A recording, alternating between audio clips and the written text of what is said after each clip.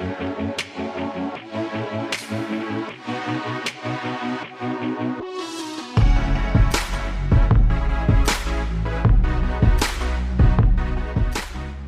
are live. Okay, welcome to the RG DFS Tournament Takes podcast. I'm your host, Chris Kirkwood, screen name Kirk D's, here with my boy, my co-host, the 100K winner of UFC. So I'm calling him the UFC Savant from now on. We got a big UFC slate tomorrow.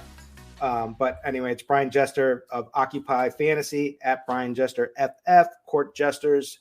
And do you have a different FanDuel screen name, or is it? Yeah, I do. It's BMJ87 on FanDuel, one of the rare people with different screen names on both sites. Nice. All right, we're back for week lucky number 13. Once again, our show is presented by Yahoo. We are going to go talk about the week 13 NFL slate. We're going to go position by position, QB, wide receiver, running back, tight end, talk about some stacks. But first of all, how was your week last week? I know for me, it was freaking a disaster. It was awful. Oh, man. Yeah, it was bad on Yahoo. It was, predictably bad on FanDuel and DraftKings. But, it's so funny, right? Like, we're such degenerates because you and I, literally the entire show last week, we said, this week sucks. It's hard to find value. We don't like any of the lineup constructions that we're looking at. And, like a reasonable person would just sit out that week. But obviously we could not do that. We both played. We both got crushed. And now we're on to week 13. But I will say I do like this week a lot better. And I didn't feel good. I hated everything. But then, going into Sunday, I thought I liked my lineup. I thought I had a path. Well, that's how we're insane, right? Like we eventually talk ourselves into it at some point. I was like, all right, Lenny is dumb, bad chalk. All these fish are going to play Lenny. And he's going to score 10 fantasy points, and I'm going to count my money by paying up for JT and CMC and Lenny, and I'm going to fade Gaskin.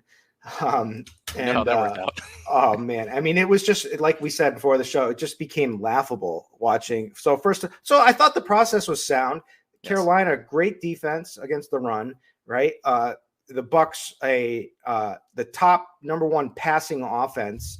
Right there.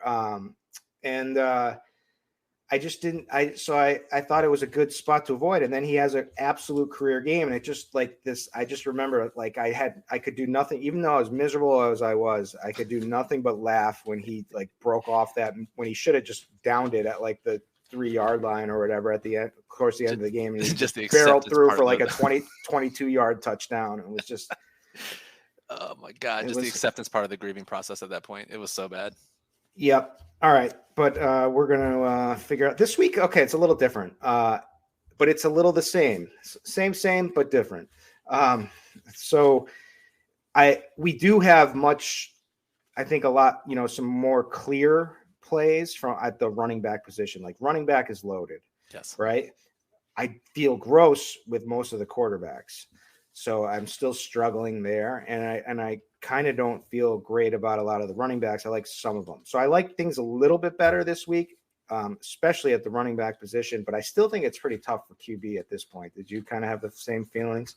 For sure. So yeah, when I said I really like this week, it was running back. We get some clear plays that are very easy to play, and then wide receiver, there are some values, and then we have the range we always talk about. But yeah, quarterback is tough. It's not like we have any clear values. It's not like we have great spend up options because we have a couple of guys off the main slate. We got a couple of weather issues. So I do agree. Quarterback is the toughest spot this week. And I think that'll be for those of you out there who make a main lineup or cash lineup. I think that'll be the toughest spot to figure out. Yep. Okay. So let's just clear up a little housekeeping before we get started. Once again, this show is presented by Yahoo. Yahoo is the place to play, in my opinion. Most of my action goes on Yahoo now. I've been like that for a while, and that's mainly because it's always been lower rake. I've found the competition to be a little bit lighter. I mean, there's still some good competition people, but they just don't focus enough on Yahoo because it's kind of a secondary site for them. So I think there's a good edge there, number one. But also, they've completely grown this season. They've just been, printing money into the DFS economy with making some of these contests overlay, like the $1 Million Baller, which is the best contest in the industry. It's a $20 entry It has 200K of guaranteed overlay. It is a minus 25% management fee. So they are just putting 200,000 in the pot. They can't make any money. They're losing 200,000 on this tournament. But, what I have noticed is that the NBA action has grown significantly all of a sudden. And it's a lot of these players that they've got to come in here are now playing in NBA. So I'm bullish on the site going forward. But also they have the single game slates now, thank God, because I shipped one down last night, which kind of helped make up for my week last week. So that was nice. But they got the single Thursday, Monday, and Sunday night games. They do the single game contests, and they will have a live final this year. Unfortunately, by winning last night, I didn't qualify. It wasn't part of it. I looked after. I was like, "Oh, did I get a live qualify?" If you solo take down a single game slate, that should automatically qualify you for. Yeah, maybe I'll email and say, ask, beg. All right. Anyways, so catch us on Yahoo, play Yahoo, and Brian at Occupy Fantasy is doing his bankroll challenge over there. So how's that going, by the way? Pretty rough. So okay, that's it. We got some ground to make up.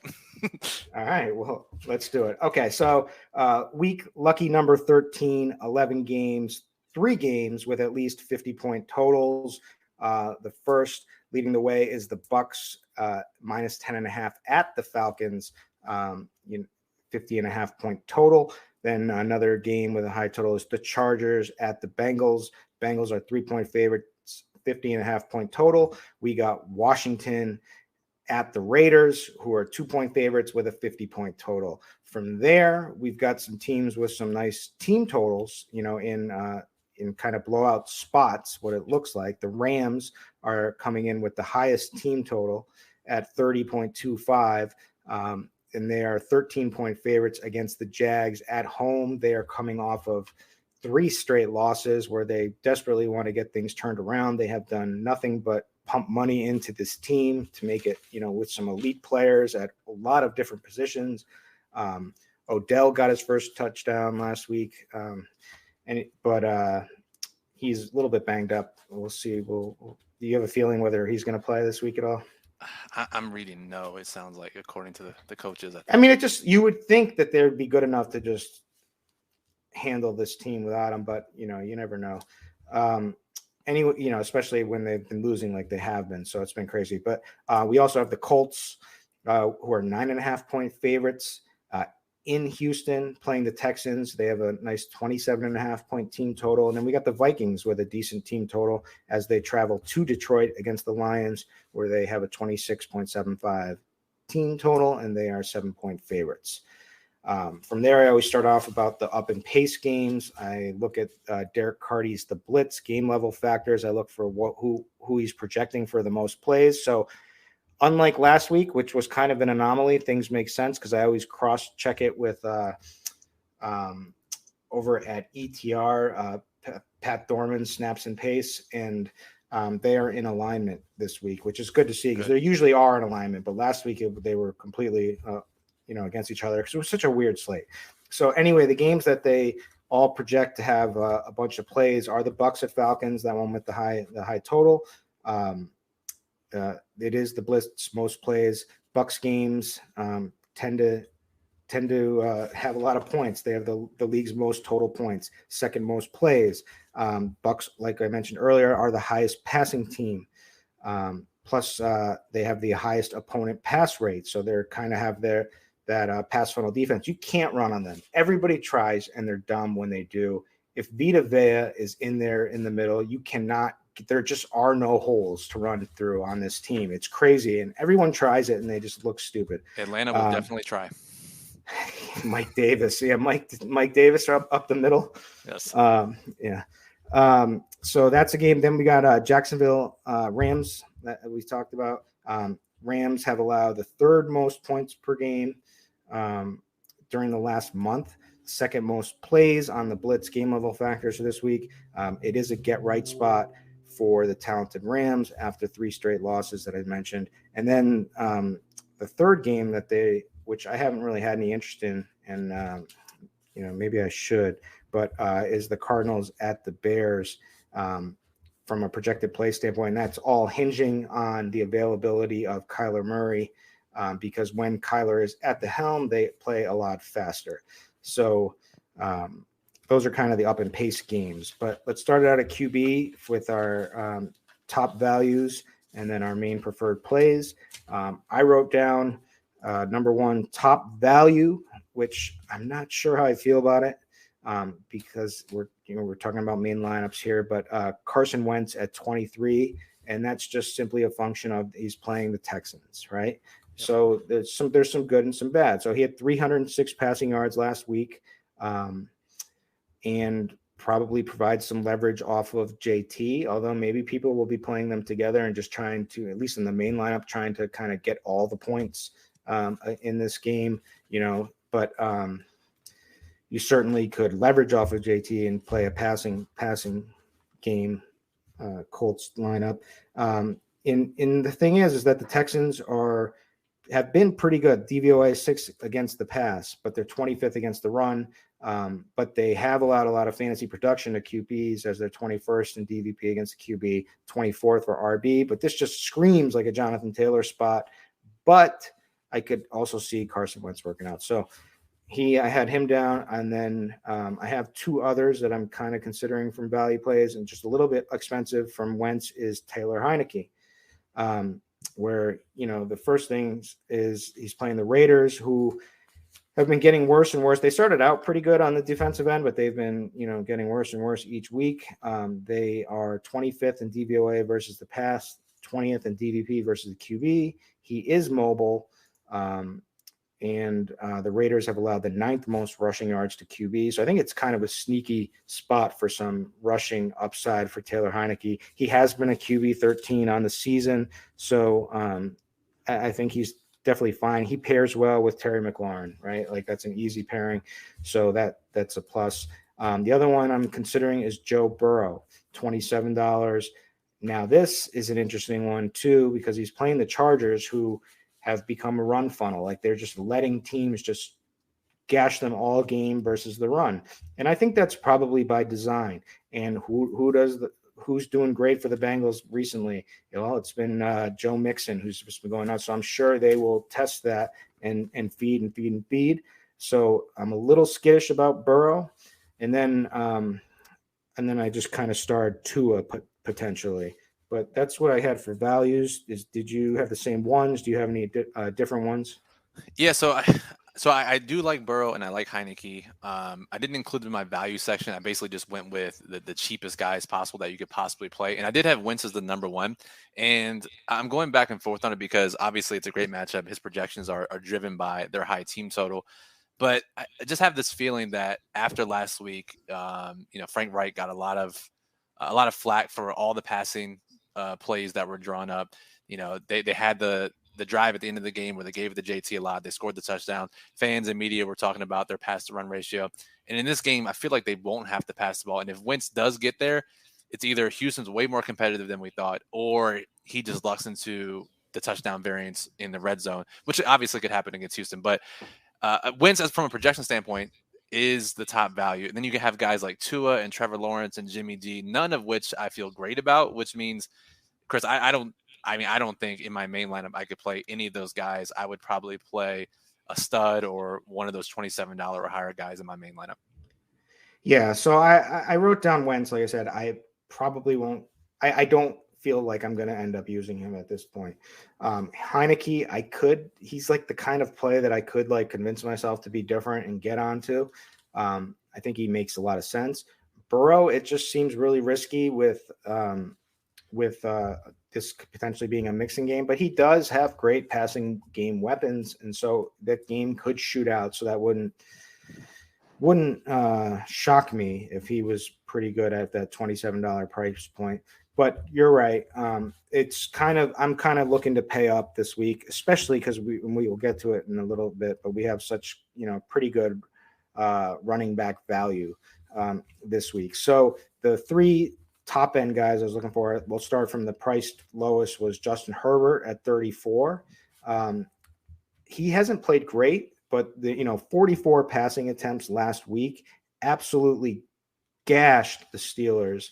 a couple weeks ago on the rushing side. I think he was like 90 yards he rushed for anyway or something, but and was like almost 400 yards passing. So it just went. So we know the ceiling is there. This is a game against Cincy that I think could shoot out depending. So the Bengals are 19th in DVOA versus the pass. So I am lukewarm on him. I'm kind of down to like Jalen Hurts. I want to play, but then there's that ankle issue at 30. He's $36.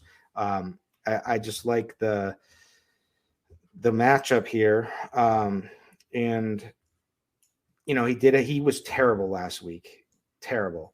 But he's playing the Jets. I will roster Head Chopper versus the Jets. I say that every week. It's the truth. But the Jets, you can do whatever you want against them. They are 31st DVOA versus the pass, which is terrible. They are 30th against the run. So we were talking pre-show that, we'll get into it maybe that, maybe we want to feel comfortable about a running back. I would feel comfortable that Hurts would be that guy, but we have that ankle issue this week, and his drop back passing has been terrible. So there is a lot of risk there. So then if I'm like, okay, $36 and there's a lot of risk, why don't I just play Lamar Jackson at 38? Right. And so that's where I'm probably going to end up on. Now, Lamar has not been great.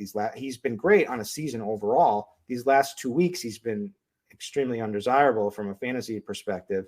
But the Steelers defense has been brutal and, is just getting worse, and they're banged up. They don't have Joe Hayden. They don't have TJ Watt right now. So, like I said, Herbert rushed for 90 against them, plus 382 passing yards. And we know what we're getting with Lamar. We're getting pretty much the best running back in the league with guy who's looked pretty good in the passing game recently, just not in these last 2 weeks. But he was definitely chucking it. Plus, his weapons are all getting healthy, right? So he's got Bateman back. He's got Sammy Watkins. He's got Hollywood Brown. So he's got the core there. He's got Mark Andrews, who's just right behind Kelsey on the season in pretty much every category for a top tight end this season. So, Lamar is the standout one for me. What do you got? I think this is one of the first weeks where my top guy and your top guy is not the same. I actually have Stafford as my number one main preferred play. So $32. They have the number one team total on the week. 30.5 points. Sounds like Odell's going to miss, but they were doing just fine without him before he got there. And so to me, this looks like a get right spot for Stafford. And again, $32 is kind of in that middle range price point where I think he's a little undervalued. And I think a big bump would be if Darrell Henderson is ruled out. He's questionable. Obviously, if he's out, that leaves just Sonny Michel in the backfield, perhaps a little more pass heavy. But I think he gets a good part of that 30.5 point team total. And, there are some warts everywhere. So you're not going to feel comfortable with who you take at quarterback this week. But for me, breaking the tie with number one team total, I think is where I would go.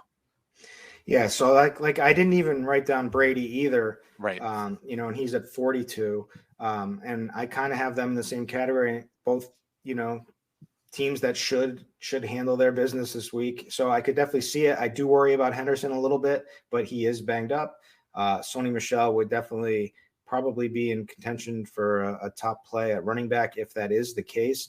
I just worry about I don't know. I just gravitate. It's just a personal preference now. I just gravitate towards the rushing QBs every week. So I'm always trying. Yeah. I'm trying to I think a big game Lamar is coming from Lamar, and I think Pittsburgh, just watching their defense each week, just look worse and worse.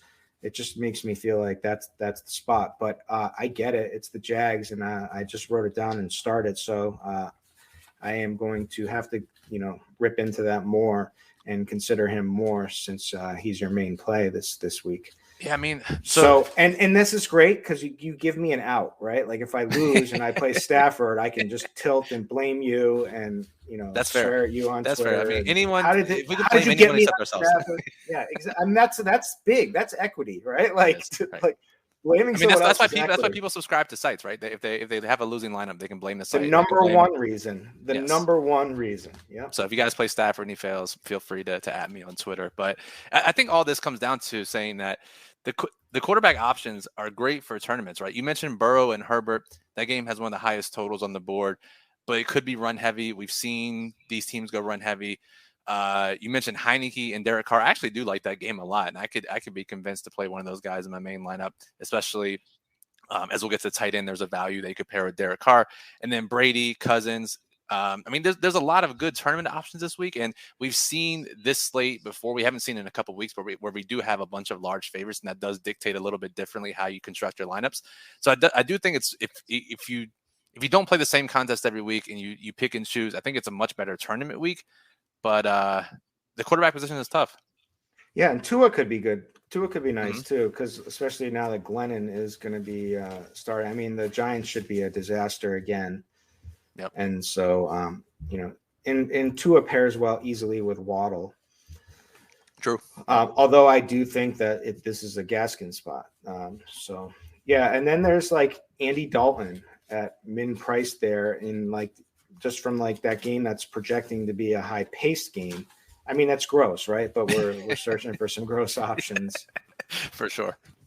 Russ, what's up with Russ is $25. I'd be lying if I don't. He's looked terrible, and Pete Carroll is horrendous, right?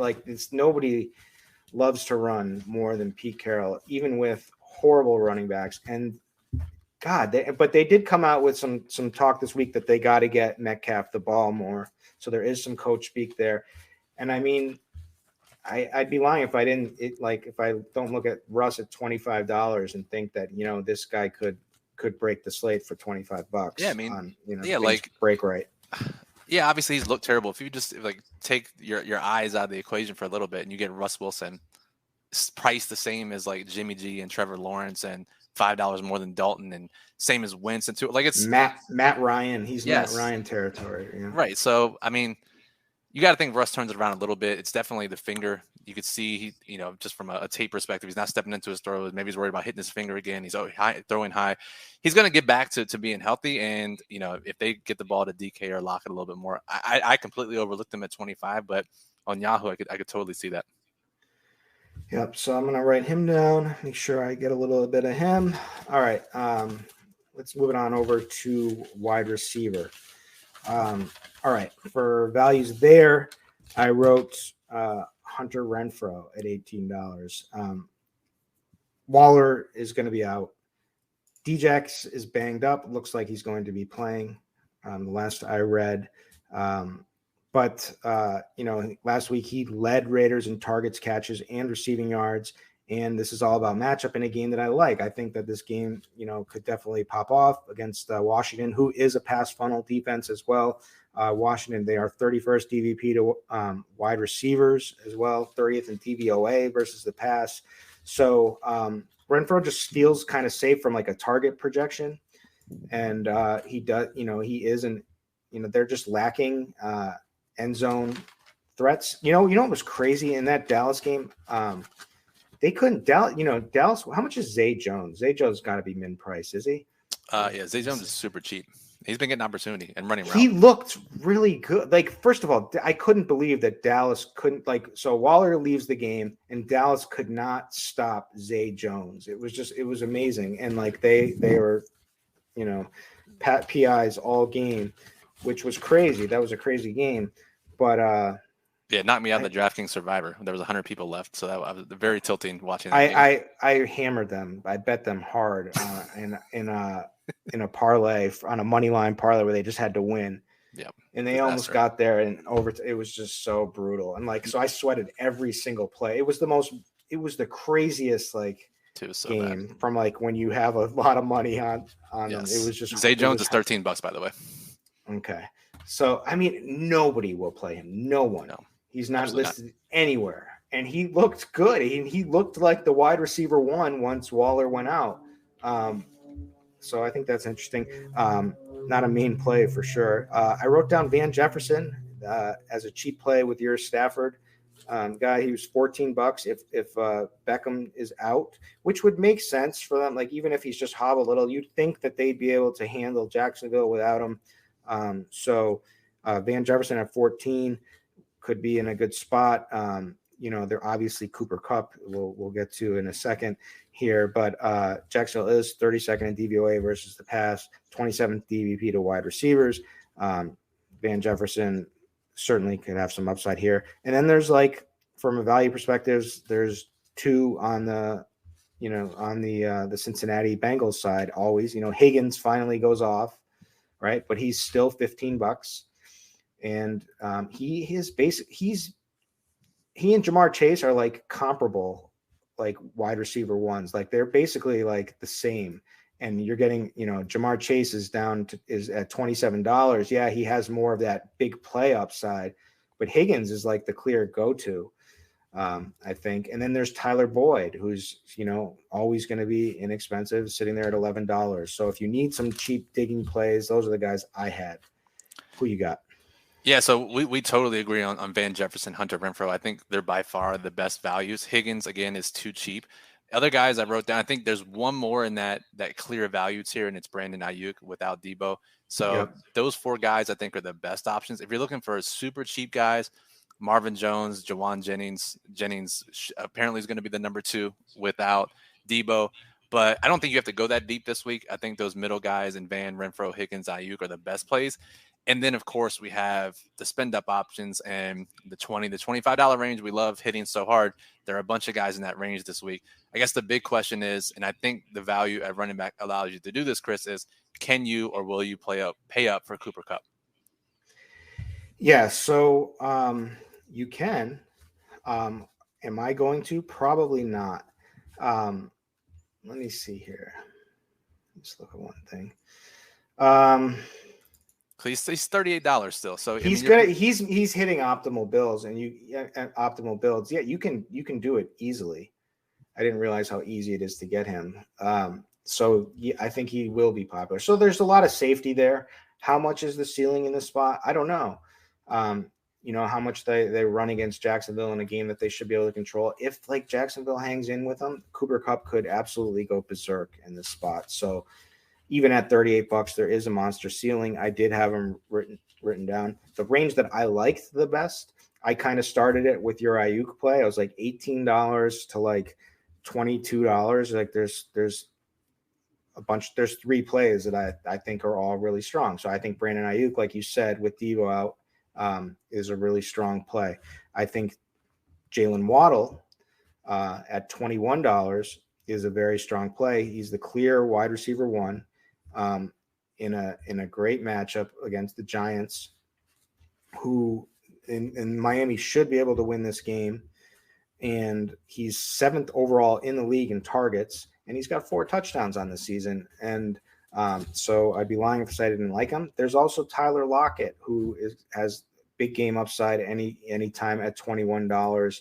Yes, their offense has struggled a little bit, but he did have a couple of nice big gainers against Washington. He got 96 yards. He didn't get the go up for 100 yards for anyone who was playing a showdown that slate, but for the bonus, and didn't get in the end zone, but certainly has a slate winning upside. Then there's my favorite of all of them is Scary Terry McLaurin, $22. The Raiders, 25th DVOA versus the pass. He's 7th in target share in the season, 5 TDs, 10th in targets on the season amongst all wide receivers.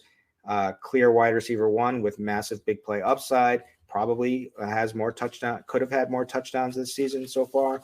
And he's cheap. He's $22. I definitely will have baller entries pairing him with Heineke, but I think he'll probably be in my main lineup at least at this point. And then from there, we got like the choice I wrote down, like the high end guys. Keenan Allen is right in the middle at 25. And with him, you're just banking on tons of targets. His lack of TDs has hurt him this season. And if you dig into the matchup, he's got like the tougher matchup against the Bengals. They have that really good slot corner, Mike Hilton I think it's Hilton. He's very good. But anyways, Justin Jefferson is a beast at $32, kind of like right in between the Cooper Kupp and Keenan Allen range. He's 3rd in receiving yards total, 10th in TDs. He's an alpha. He's getting better every week. He just is a beast and has a juicy matchup against the Lions.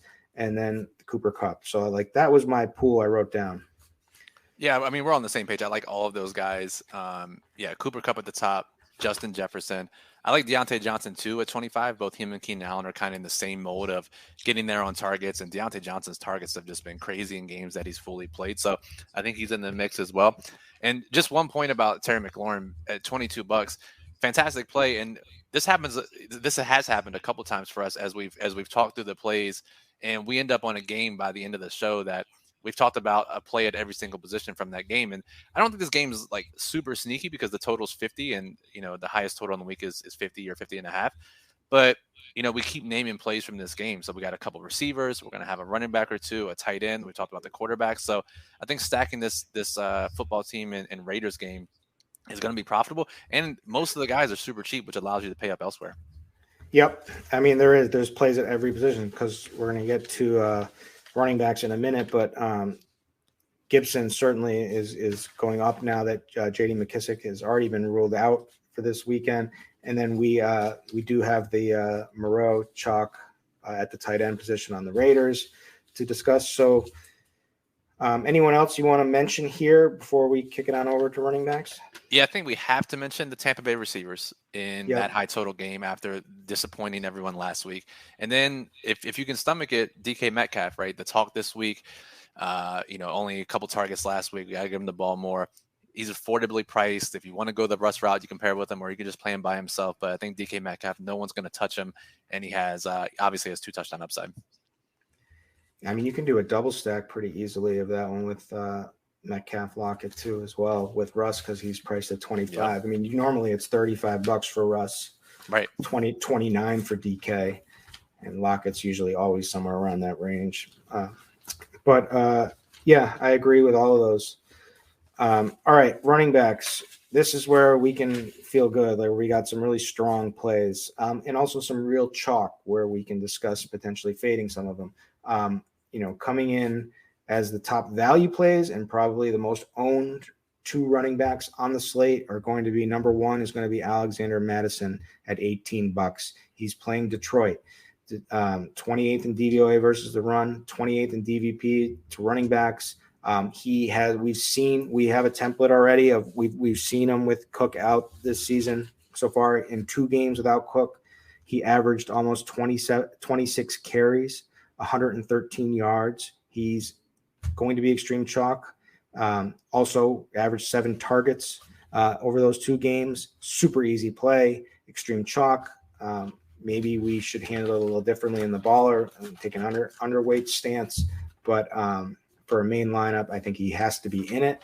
The other one, Jamal Williams, on the other side of that same game. DeAndre Swift is out. Minnesota is gotten gashed by the run all season. They're 29th in DVOA versus the run. So when Williams was out, Swift had 70% snaps. And so I think we can just kind of, think that Williams will see the same 70% snap share if that's the case. And this is a guy who's had experience of being a 3-down back in the past when Aaron Jones was out. So I think we know what we're getting with him, and he's cheap. He's $16. So I think he's a really strong play. If I had to fade one or the other, Williams would probably be the fade, I think, over Madison. But again, what works against Madison is the fact that Justin Jefferson could go absolutely nuclear in this game. Adam Thielen is an end zone threat, could go absolutely nuclear in this game. So there are paths for him to fail, right? Like if some of these other guys have big games. Other one, Myles Gaskin. I feel terrible about this play because I thought he was such a good fade last week. And I do like him this week, and it's not because of results of last week at all. It's basically because the Giants are so bad against the run. They're 31st in DVOA. This is a guy who just gets a lot of red zone carries. So he has 30 red zone carries on the season. He has not been very efficient. He was pretty good last week with them.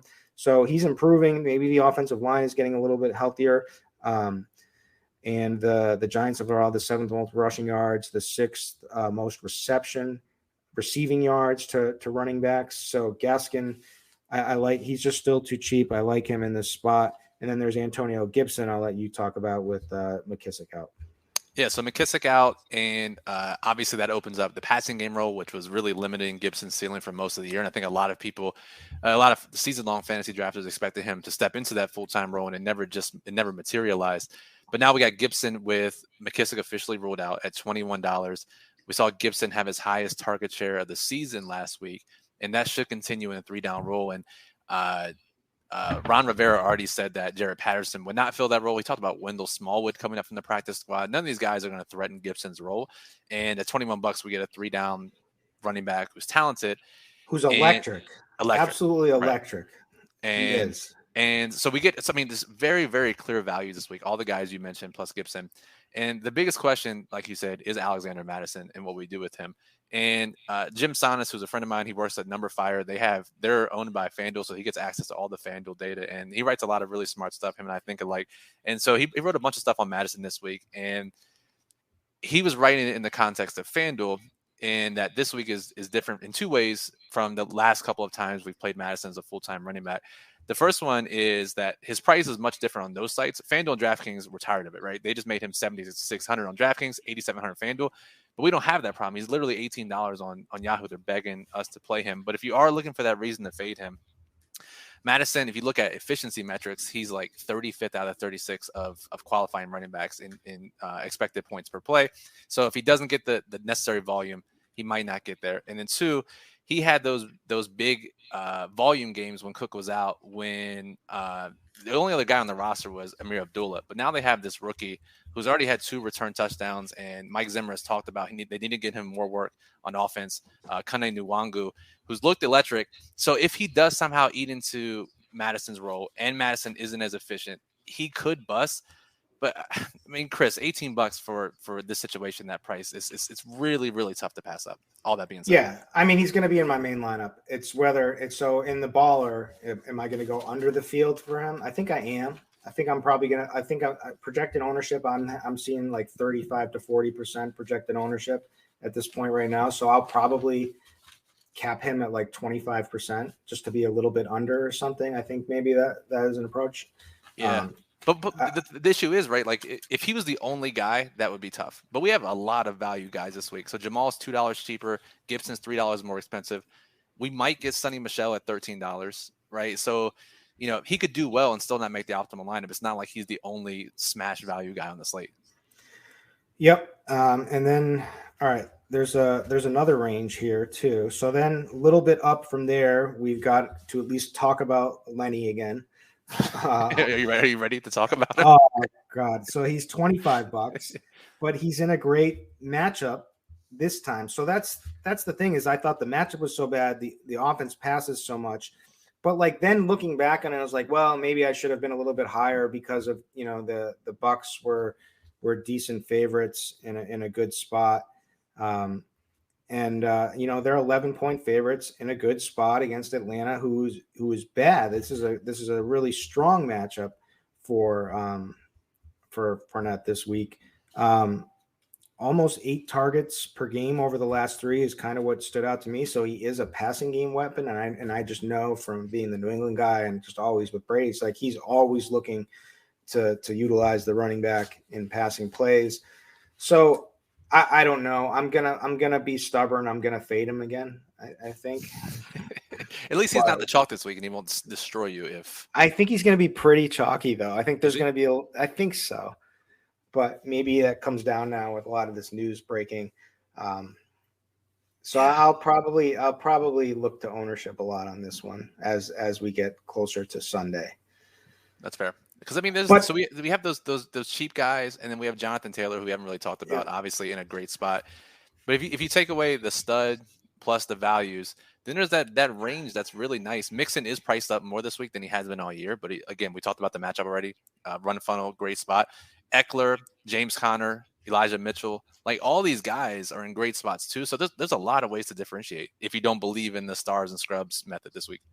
Yeah, and Josh Jacobs is even there, a little bit banged up potentially, but he's $19.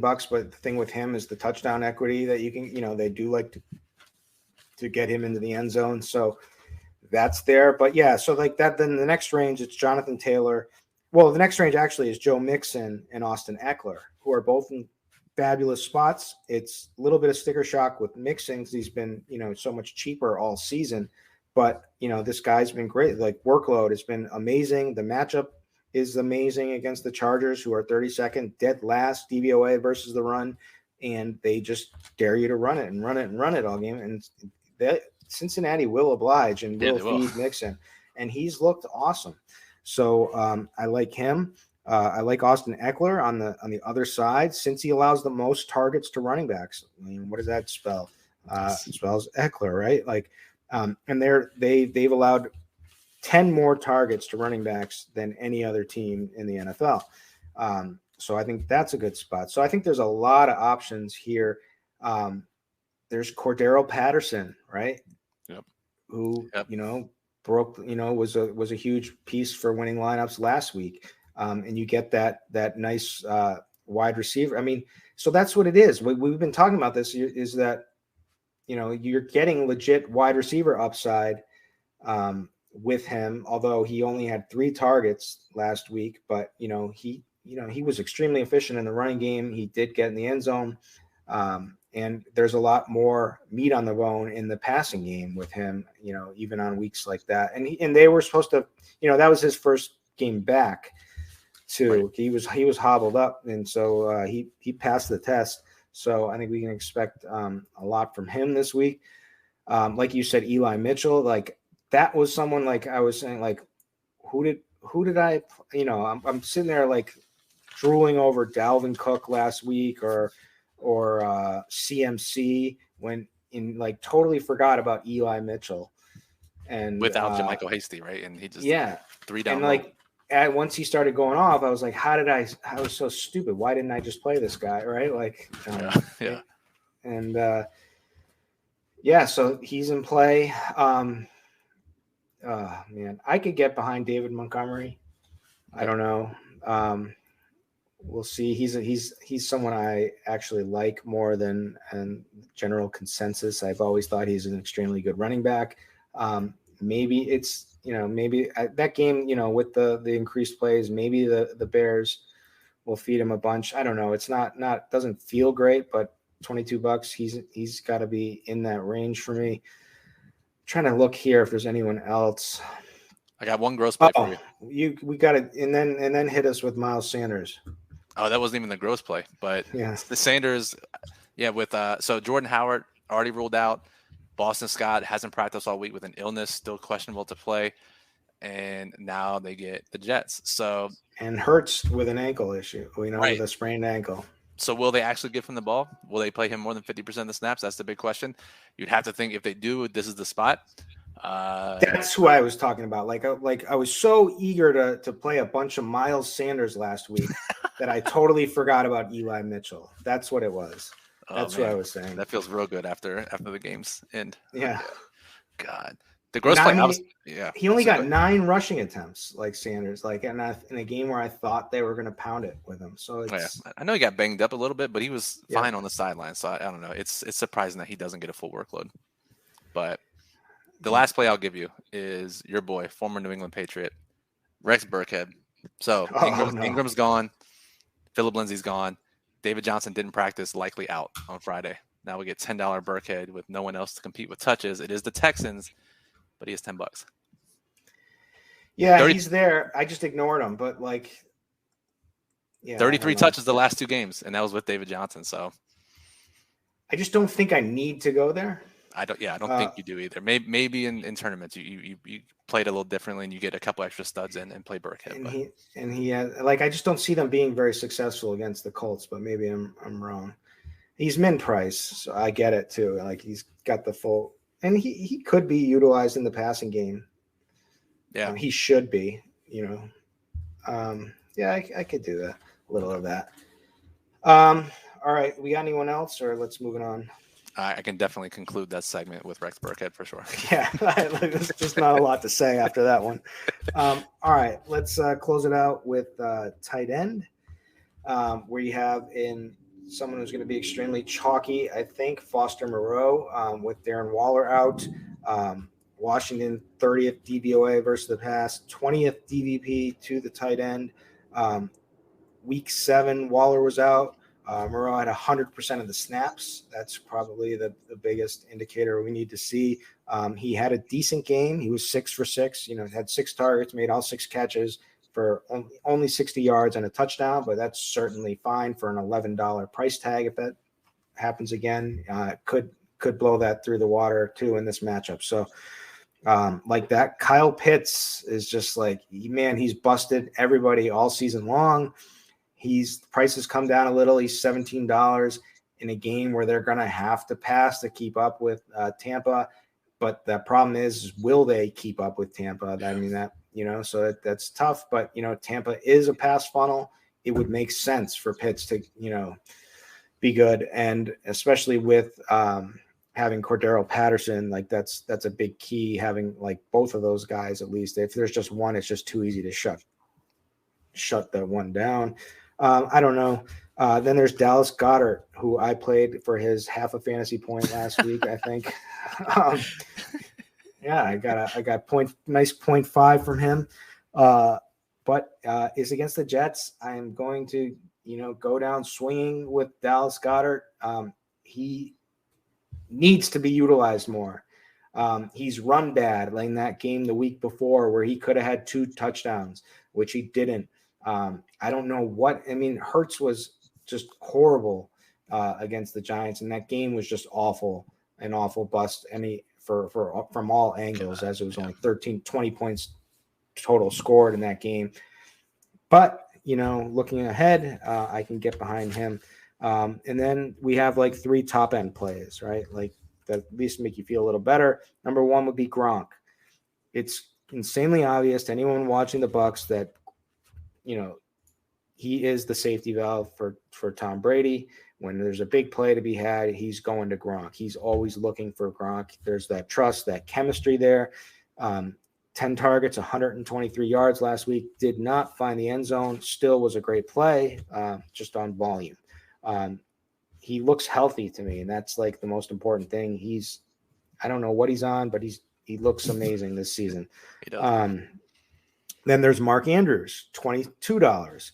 And we can fit all these guys because of the value at running back, and especially if we like the lower range of QBs, or if we fade Cooper Kupp. But Mark Andrews is pretty much second in every category to Kelsey: targets, catches, and in tight end receiving yards across the board. So he's number 2 in everything. Not a ton of touchdowns, but Lamar is going to get. He's going to come out in one of these weeks, and Andrews is his clear guy. Did have a touchdown in the last week, last time they played. So I like him on the high end. He pairs with Lamar easily, and I like George Kittle. I mean, when is Kittle going to explode? Well, it could be this week without Deebo Samuel, right? Like maybe it won't be because I don't know what they're doing. They're just not utilizing him enough, but it would make a lot of sense, and he's only $23, and it wouldn't shock me if he rips off for over 100 yards and has 2 touchdowns on the day. And he's a beast. So that's what I got. Yeah, no, we're all completely on the same page, right? Moreau should be the biggest value, probably the chalk tight end, because it's only $11, 100% of the snaps. It's hard to pass that up. So to me, the easiest pivot is to just pay up at the position. And I agree with all 3 of those top guys: Gronk, Andrews, Kittle. And yeah, if Kittle's going to explode, it's going to be without Deebo, who's commanding. His target share hasn't been obviously that impressive, but his usage in the run game has taken plays away from the other playmakers. And this would be a game that they could get Kittle more involved. So I like paying up at the position this week. Obviously, I think Moreau's a great play, but if you're looking for a differentiation spot, that's easily one. Do you have a preference of those 3? Which one you'd rather play? Which 3? Gronk, Andrews, and Kittle.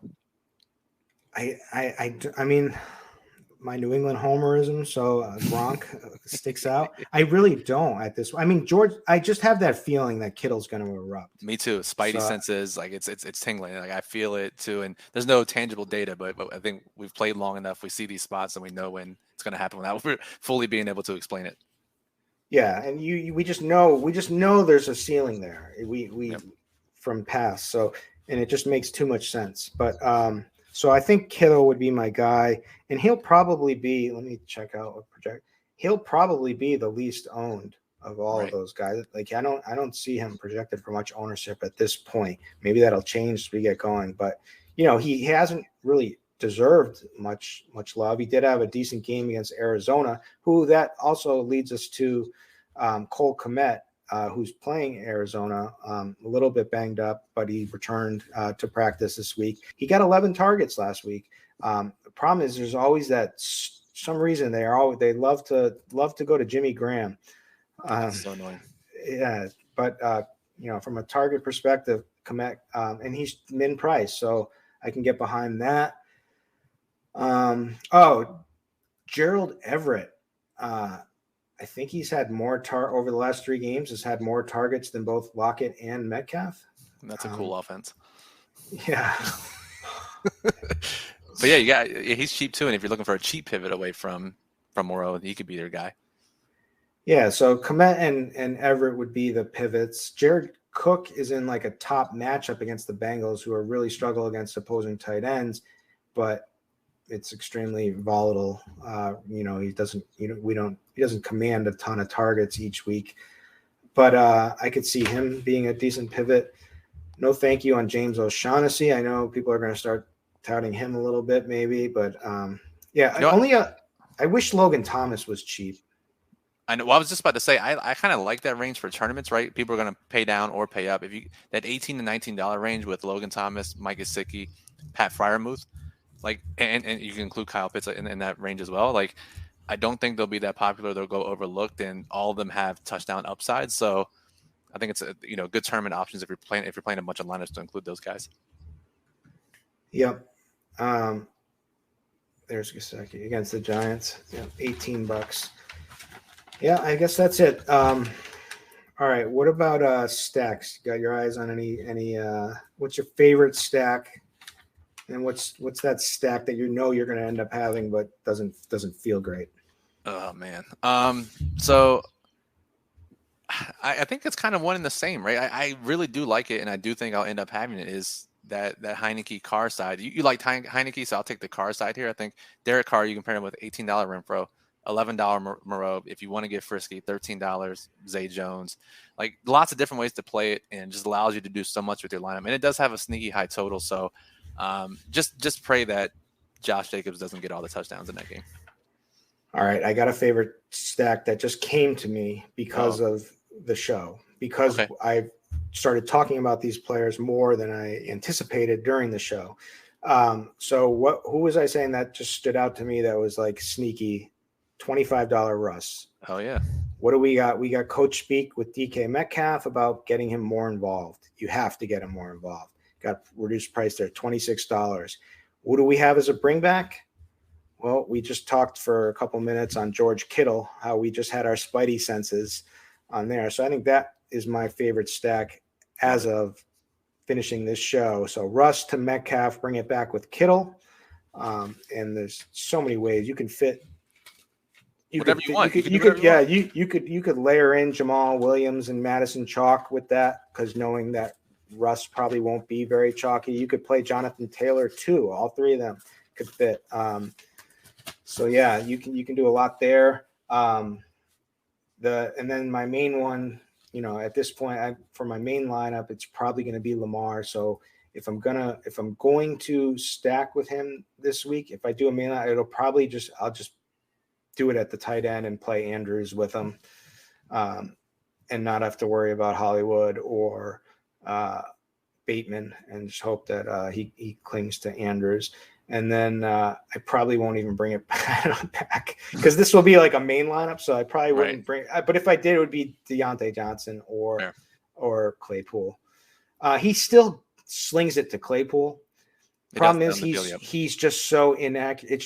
They're just never. They're like, he never has a chance. It's like, because Ben is just so bad. Yeah, it's been a painful NFL season in general to watch a lot of these. Like the product has gone down this season, don't you think? I've been saying that. I mean, I love football more than most of my family members, right? And I'm every Sunday I'm watching it. But you got to admit, at some point, like the product has gone down. If I didn't play fantasy or DFS, I'm not sure I'd be watching every single weekend. And the officiating is brutal. Like they're calling like just ridiculous. And nothing was on display more than the Cowboys game. With all, like every single pass play was PI.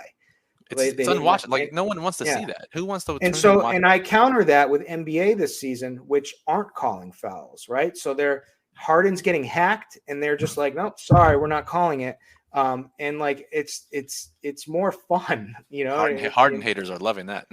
Yeah, but they're letting them play, which is all we kind of really want, right? Like just let them play. Yes, we're here to see the athletes, not the officials. Yeah. I don't want to see a Hockley or his son Hockley, and sick. The fact that I know Ed Hockley, and I don't want to know who these people are. Right, it's like offensive linemen. If you hear their name, it's a bad thing. Yeah. All right, it's been a good show. I feel really good about that, Russ. I know I'm gonna talk myself on to him, and maybe the main lineup, and then it's gonna be like, is Adrian Peterson going to be playing in this game? If Carroll, it's up to Carroll, he'll get some carries for sure. And I'm just going to say, why? How stupid was I? All right. So this has been week 13, the RG DFS Tournament Takes podcast, and we will catch you back next week where I will be recording from Las Vegas. Psyched. All right. Thanks.